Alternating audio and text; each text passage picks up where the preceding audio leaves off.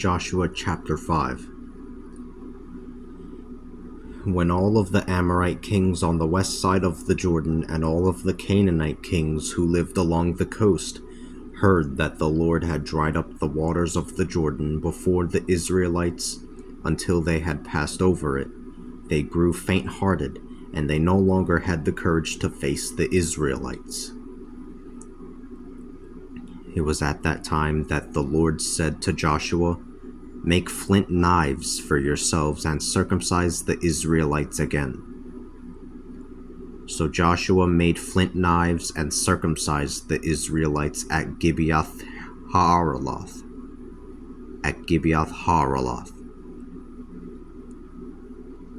This is the reason why Joshua had to perform this circumcision.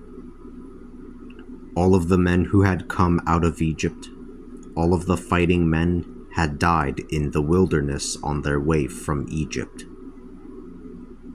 All of the men who had come out had been circumcised, but all of those who had been born in the wilderness on the way from Egypt had not been circumcised.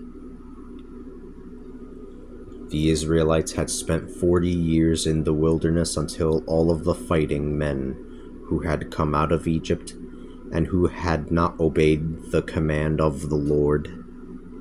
The Israelites had spent 40 years in the wilderness until all of the fighting men who had come out of Egypt and who had not obeyed the command of the Lord had died. The Lord had sworn to them that they would not see the land that he had promised to their fathers to give us, a land flowing with milk and honey. It was their children whom he had raised up in their stead, whom Joshua circumcised, for they were still uncircumcised because they had not been circumcised on the way. When he had finished circumcising the whole nation, they remained where they were until they recovered.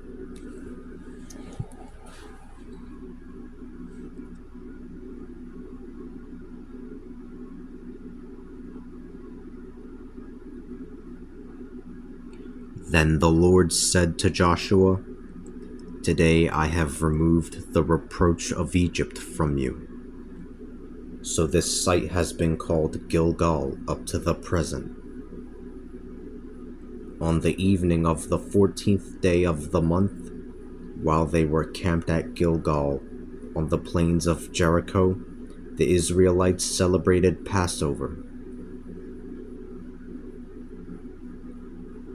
The day after Passover, the very next day, they ate some of the produce of the land, unleavened bread and parched grain.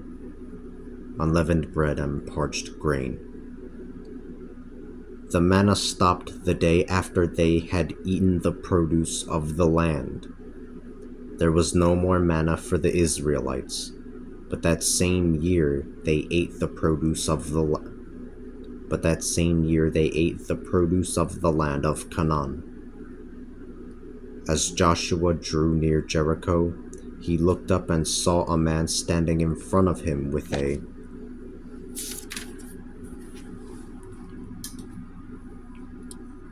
a drawn sword in his hand.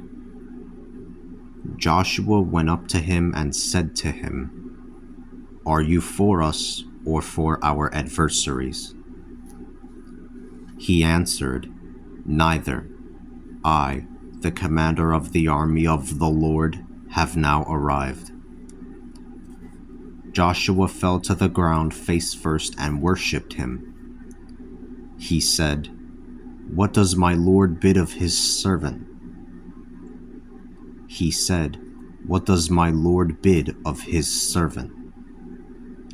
The commander of the army of the Lord said to Joshua, "Take your shoes off your feet, for the place where you are standing is holy ground."